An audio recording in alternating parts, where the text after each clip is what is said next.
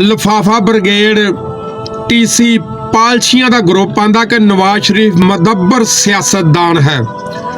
नवाज शरीफ ने कहा कि समूह से बाहर निकलूं, बाहर महंगाई का तूफान खड़ा है।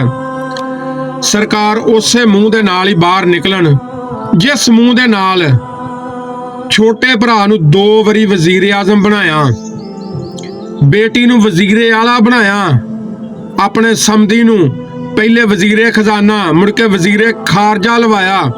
उसे मुंह दे नाल सरकार जिहदे नाल 1100 अरब दे केस माफ कराए, उसे मुंह दे नाल जनाब जिहदे नाल पाकिस्तान वापस आए आ ते आउंदियां बायोमैट्रिक मशीन लैके अगले खलोते सीगे। उसे मुंह दे नाल जिहदे नाल इलैक्शन लड़न दी इजाजत मिली आ जनाब, उसे मुंह दे नाल जिहदे नाल बच्चियां दे कई सालां दे केस सीगे ते जनाब उन्हां नूं माफ कर दिते गए। उसे मुंह दे नाल जिहदे नाल प्रोटोकोल लैके इंजॉय कर रहे आ। इह लिफाफा ब्रिगेड चाहुंदी आ कि हुकूमत भी शरीफ खानदान करे ते ओहदी पोजीशन मियां नवाज शरीफ करे।